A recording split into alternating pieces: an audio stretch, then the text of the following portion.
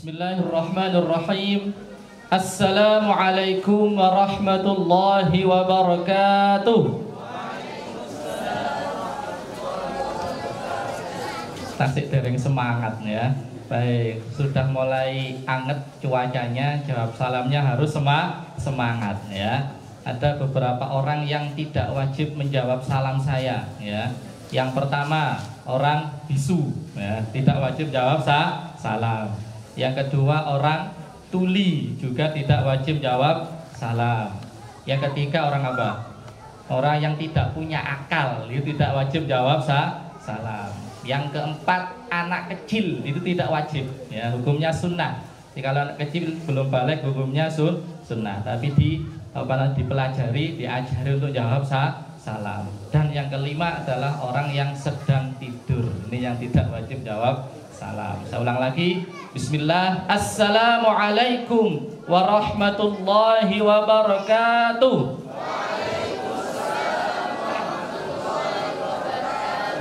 Bismillahi walhamdulillah alladzi akrama nabiyahu Muhammadan sallallahu alaihi wasallam bil Qur'an al-mu'jizatil mustamirrati ala ta'aqubil azman allati yatahadda bihal insa wal jan. Asyhadu an la ilaha illallah wahdahu la syarikalah syahadatan muhassalatan lil ghufran munqidhatan sahibaha minan niran musilatan biha ila suknal jinan. Wa asyhadu anna sayyidana Muhammadan abduhu wa rasuluh ad-da'i ilal iman sallallahu alaihi wasallam wa ala alihi wa ashabihi wa syarrafa wa karrama wa majjada wa 'azzama ma ta'aqabal jadidan. Qala Allah ta'ala fi kitabihil karim alladzina atainahumul kitaba yatlunahu haqqa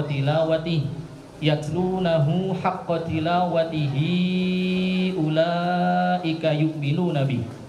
Wa qala Rasulullah sallallahu alaihi wasallam iqra'ul Qur'an fa innahu ya'ti yaumal qiyamah syafi'an li ashabi amma ba'du. Yang kami hormati para alim, para ulama, para asatidz yang senantiasa kami taati segala petuah-petuah dan nasihat-nasihatnya. Tidak lupa yang kami hormati segenap pimpinan Yayasan Khairul Ummah.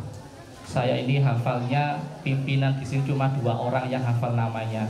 Yang pertama Ustadz Zulkifli, dan yang kedua Ustadz Agil Salim ya. Kalau yang ini saya tahu wajah tapi kadang lupa namanya ya. Tanpa mengurangi rasa hormat kami kepada panjenengan semuanya, semoga beliau-beliau ini senantiasa dijaga oleh Allah Subhanahu wa taala, terus istiqomah untuk menjalankan dakwah Islam untuk masyarakat kita dalam rangka membangun generasi Qur'ani. Dan tidak lupa kami hormati segenap para wali santri, wali murid, dan juga para bapak ibu, para pendamping acara Festival Al-Quran, lomba Festival Al-Quran Tahfidz dan Tartil Metode Umi. Dan tentunya yang kami banggakan para adik-adik, para santri yang juga mengikuti lomba tahfidz dan tartil pada kesempatan yang penuh barokah ini. Hal pertama yang perlu kita yakini adalah bahwasanya kita semua ini termasuk orang-orang yang senantiasa dicintai oleh Allah Subhanahu wa ta'ala. Dengan bukti apa? Dijelaskan dalam sebuah riwayat, innallaha yu'tid dunya ila man yuhibbu wa man la yuhib. Sesungguhnya Allah ta'ala itu telah memberikan dunia kepada orang yang dia cintai dan orang yang tidak dia cintai. Walakinnallaha la yu'tid dina illa man ahabba. Akan tetapi Allah ta'ala tidak mengkaruniakan iman dan Islam kecuali pada mereka yang paling dicintai oleh Allah Subhanahu wa ta'ala. Wa man yu'tid dina faqad ahabbahu. Barang siapa Allah karuniakan iman dan Islam dalam hatinya, maka dia pasti termasuk orang-orang yang dicintai oleh Allah Subhanahu wa ta'ala. Maka insya Allah karena dalam hati kita ada iman dan Islam, kita pasti termasuk orang-orang yang dicintai oleh Allah Subhanahu wa taala. Amin ya rabbal alamin. Baik para hadirin yang dimuliakan Allah Subhanahu wa taala, tema kita pada pagi hari ini adalah tentang bagaimana membangun peradaban dengan Al-Qur'an. Ini materi yang lumayan antep sebetulnya ya. Tadi saya sederhanakan, namanya peradaban itu tidak jauh dari kata yaitu adab, betul ya? Ya, otomatis kita akan bisa membangun peradaban Islam ini dimulai dengan adab yang baik, dimulai dengan akhlak yang baik. Ya, sebagaimana beliau Rasulullah adalah kana khuluquhul Quran. Nanti akhlak beliau itu adalah ya Al-Quran itu. Maka otomatis dalam membangun sebuah peradaban ya, kita harus memiliki akhlak yang baik. Dan akhlak yang baik itu akan muncul dari hati yang baik, hati yang jernih, hati yang bersih. Selanjutnya, apa yang bisa kita lakukan untuk hal sederhana dalam membangun sebuah peradaban? Di awal tadi saya mengutip firman Allah Ta'ala surat Al-Baqarah ayat 121. Dan ini merupakan satu-satunya ayat yang menjadi kunci untuk sebagai modal dasar dalam membangun sebuah peradaban. Allah menyampaikan alladzina atainahumul kitaba, orang-orang yang kami berikan kitab kepada mereka. Kemudian yatlunahu haqqa tilawati, mereka membaca kitab itu dengan haqqa tilawati, sebaik-baiknya tilawah. Ulaika yu'minuna bih, mereka itulah adalah orang yang beriman terhadap kitab tersebut. Di dalam tafsirnya dijelaskan bahwasanya makna haqqa tilawati itu ada 3 hal ya. Ada berapa hal ibu-ibu? 3 ya, penjenan gak ngantuk tak tanya ya. Jadi makna haqqa tilawati itu ada 3 hal. Ada berapa? 3. Yang pertama, fallisanu yurattil. Tirukan saya, fallisanu yurattil. Monggo. Fallisanu yurattil. Penjenengan gak kalah sama anak-anak tadi dulu ya. Ya, anak-anak saja pintar bahasa Arab. Insyaallah jenengan sudah dewasa seharusnya juga pintar juga itu ya. Kita sambil latihan ngomong bahasa Arab gitu ya. Baik, yang pertama fallisanu yurattil, silakan. Jadi yang pertama, lisan ini adalah yurattil, bagiannya adalah mentartilkan bacaan Al-Qur'an ya. Maka modal awal untuk membangun sebuah peradaban ya, kita harus belajar Al-Qur'an dengan baik dan benar dari segi bacaan Al-Qur'an ya. Makanya ya, kita didik anak-anak kita sejak dini itu sudah kenal dengan Al-Qur'an ya. Bahkan para ulama-ulama zaman dahulu, Imam Syafi'i itu 7 tahun sudah hafal Al-Qur'an ya. Kemudian yang kedua adalah wal aqlu yufahim ya, terukan wal aqlu yufahim, sama-sama. Wal aqlu yufahim ya, akal bagiannya adalah yufahimu, memahami. Jadi setelah Al-Qur'an itu dibaca dengan baik, tahapan selanjutnya adalah memahami apa yang ada dalam Al-Qur'an atau berusaha memahami dari apa yang sudah dibaca. Kemudian yang ketiga, wal qalbu yatta'iz, sama-sama. Wal qalbu yatta'iz. Ya, pakai dha ya, yatta'izu. Wal qalbu yatta'izu. Hati itu tugasnya mengambil nasihat, mengambil pelajaran untuk bisa dipraktekkan dalam kehidupan sehari-hari ya.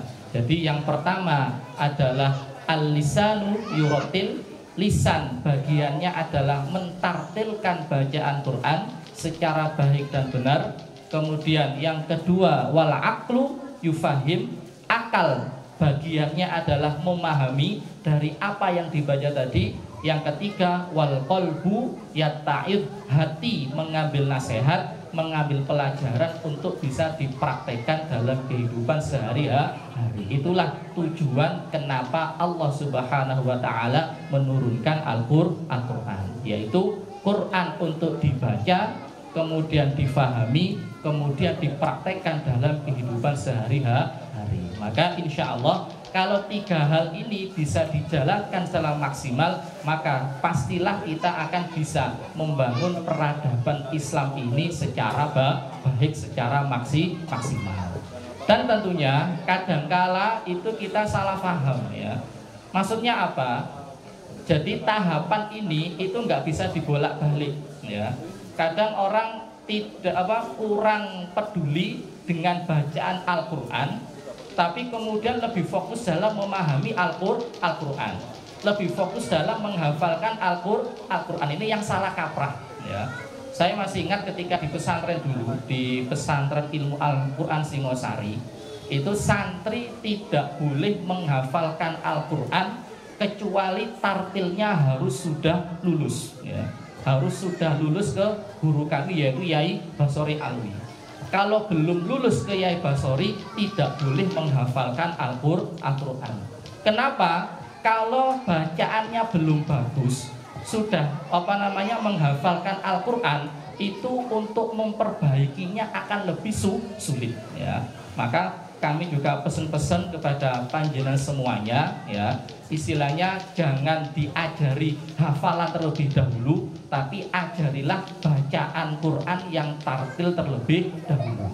Jika sudah bagus tartilnya, maka silakan untuk jenjang selanjutnya, yaitu menghafalkan Al-Quran. Ini sama juga yang sudah kami terapkan di metode UMI, itu jenjang pertama adalah tartil terlebih dahulu. Bagaimana anak itu selama 3 atau 4 tahun bacaan Qur'annya sudah bagus ya. Tahfidnya tetap ada, tapi porsinya hanya 30%. Cukup sampai surat Al-A'la saja. Kalau sudah tartilnya bagus ya, baru selanjutnya bisa dilanjutkan juz 30, juz 29 dan seterusnya ya. Jadi tahapannya seperti itu. Kuatkan tartilnya terlebih dahulu, kemudian baru kalau tartilnya sudah bagus bisa melanjutkan ke jenjang selanjutnya, yaitu menghafalkan Al-Quran. Selanjutnya para hadirin yang dimuliakan Allah Subhanahu wa taala, tadi yang pertama modal dasar dalam membangun sebuah peradaban adalah surat Al-Baqarah ayat berapa? 121. Itu kita renungkan ya, bagaimana kita berinteraksi dengan Quran, yaitu dengan membacanya secara tartil, kemudian memahami secara benar. Kalau sudah paham, pasti kita bisa mengambil manfaat, bisa mempraktekkan dalam kehidupan sehari-hari ya.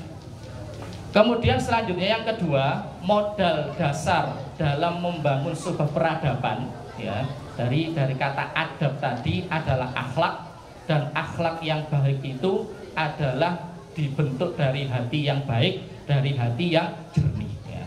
Maka oleh karena itu kita dianjurkan untuk senantiasa membersihkan hati ya.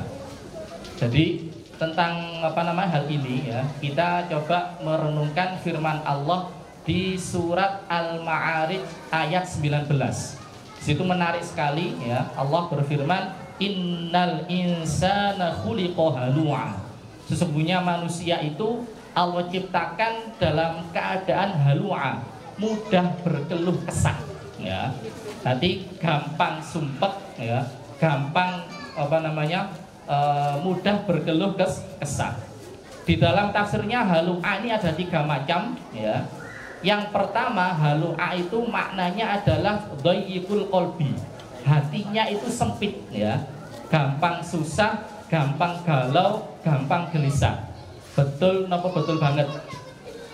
Panjenengan ya, pas tanggal tua itu kan sudah mulai gelisah gitu ya. Ya, sudah mulai resah ya. Apalagi pas tanggal 10 pas durung ono, waduh pas wayahe bayar SPP, wayahe bayar iuran perumahan, pas durung ono syai'un, ya itu kan sudah mulai gelisah, sudah mulai resah. Nanti yang pertama itu apa? Dhayyibul qalbi, ya. Coba tuduhkan saya. Dhayyibul qalbi. Dhayyibul qalbi. Ya, hatinya itu mudah sempit, ya. Yang kedua, syiddatul hirsi. Pakai shin, ya. Syiddatul hirsi. Nanti makna kedua dari halwa adalah syiddatul hirsi, keinginannya banyak, ya. Ini sifat dasar manusia, ya. Wis duwe usaha bakso, ya. Sing gawe usaha apa meneh, ya. Ya macam-macam, ya, banyak sekali, ya. Kepingin iki, kepingin iko, kepingin. Tapi kalau niatnya baik tidak apa-apa, Ustaz, ya. Maksudnya syiddatul hirsi ini dalam konotasi yang tidak baik. Terlalu banyak keinginan, ya. Nah, karena terlalu banyak keinginan sehingga hidupnya tambah resah, tambah susah, ya. Yang ketiga adalah qillatus sabri. Coba sama-sama. Qillatus sabri. Ya. Sedikit sabarnya, ya. Sedikit sabarnya. Ini sifat dasar manusia dari makna halwa. Yang pertama apa tadi? Dhayyibul qalbi, atine gampang sumpek, ya. Yang kedua syiddatul hirsi, keinginannya banyak. Yang ketiga apa? Qillatus sabri, sedikit sabarnya. Ini sifat dasar manusia, ya. Lah tentunya saya ingin tanya, kalau tiga sifat ini ada dalam diri manusia, kira-kira bisa nggak membangun peradaban? Oh, wangel, ya. Bagaimana kita bisa membangun peradaban Islam yang bagus jika tiga sifat ini masih bersemayam dalam hati kita, ya. Namun di sini Allah Subhanahu wa taala memberikan resep, ya, untuk meminimalisir tiga sifat tadi, ya. Lek hilang plus gak mungkin, ya, karena kita ini manusia. Yang kita bisa adalah mengendalikan, ya, meminimalisir agar tiga sifat tadi itu tidak banyak menetap dalam hati kita. Apa resepnya? Yang pertama, ayat selanjutnya, illal musallin, kecuali orang-orang yang mengerjakan sholat.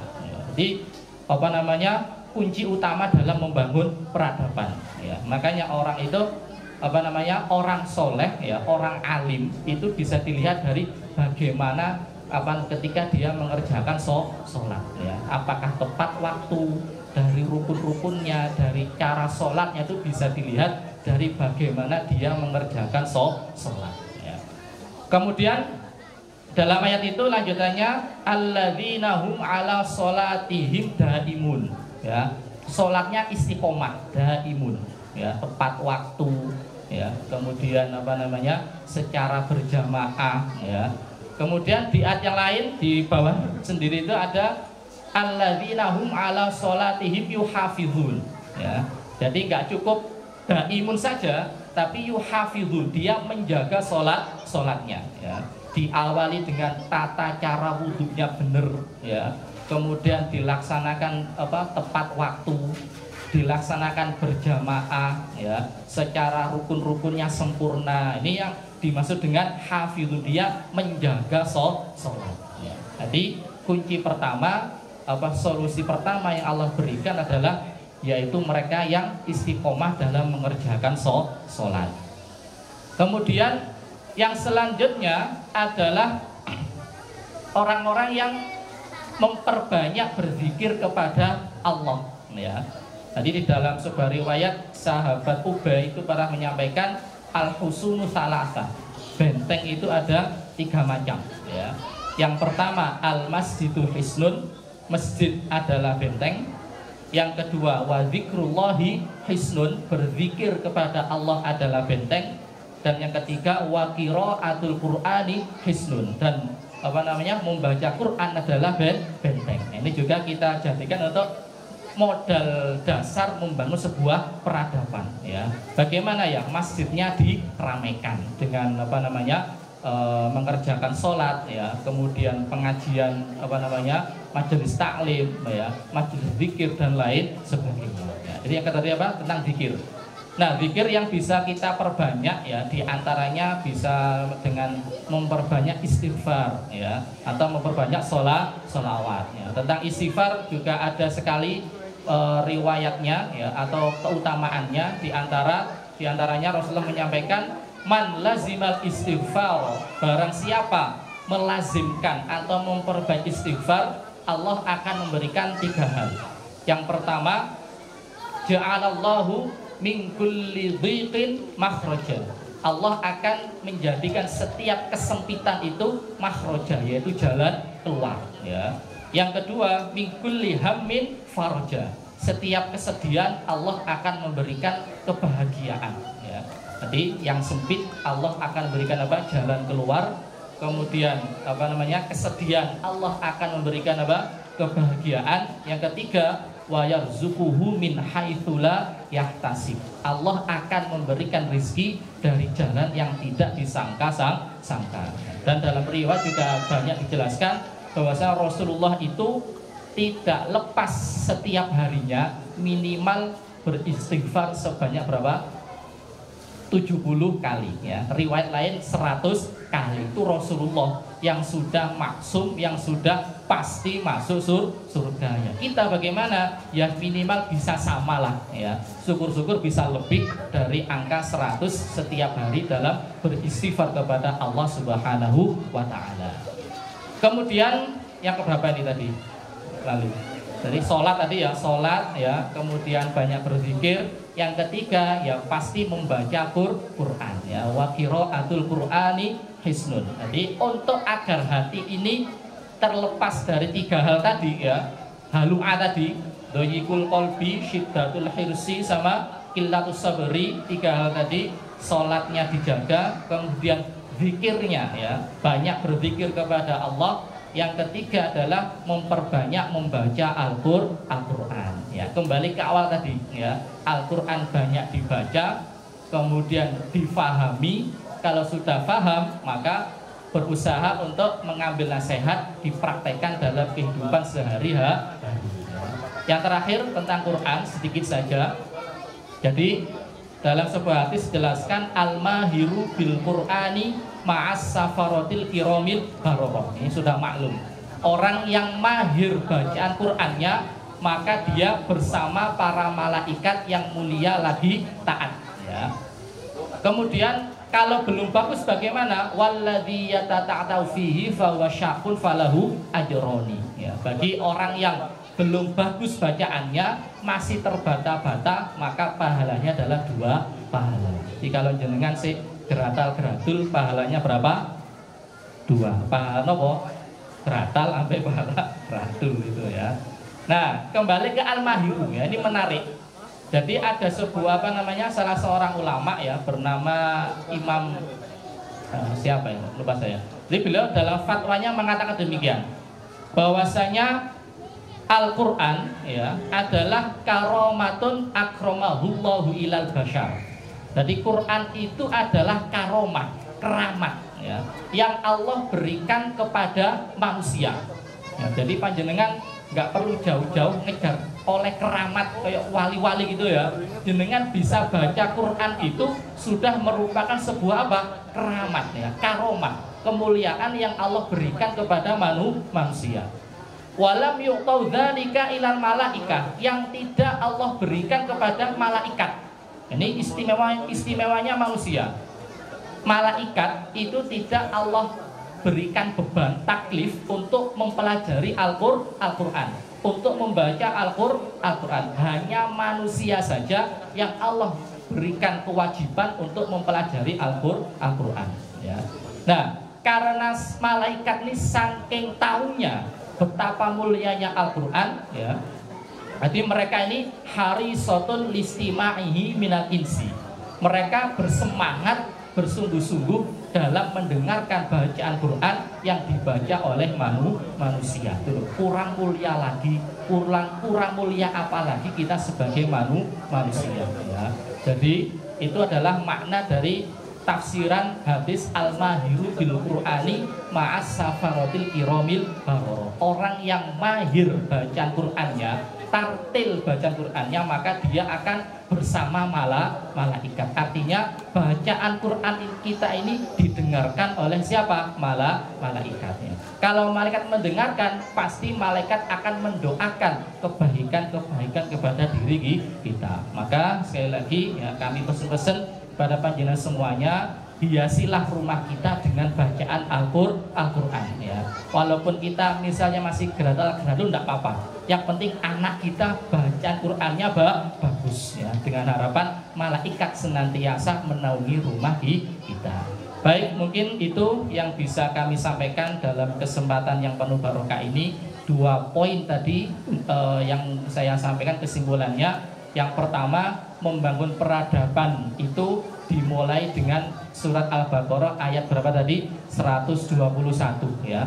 Bagaimana Al-Quran itu dibaca secara tartil, difahami dengan benar. Kalau sudah difahami dengan benar, bisa kita praktekkan dalam kehidupan sehari-hari sehingga menjadi cerminan akhlak yang baik untuk diri kita ya. Kemudian yang kedua adalah untuk membangun peradaban harus dimulai dengan hati yang baik, hati yang jernih ya. Karena hati yang jernih memungkinkan akhlak kita ini bisa menjadi lebih baik ya. Dan hati kita terhindar dari sifat apa tadi? Halu'a ya. Kalau halu'a tadi sudah kita minimalisir ya, insya Allah kita akan bisa membangun sebuah peradaban ya. Baik, itu yang bisa kami sampaikan. Semoga Allah Subhanahu wa taala senantiasa berikan kemudahan, keberkahan ya, kesehatan dan juga kesembuhan kepada kita semuanya. Amin ya robbal alamin. Sekian dari kami, Surabaya Kota Pahlawan, Jakarta Kota Presiden. Jika ada kesalahan mohon maaf 100% ya. Walafu minkum. Assalamualaikum warahmatullahi wabarakatuh.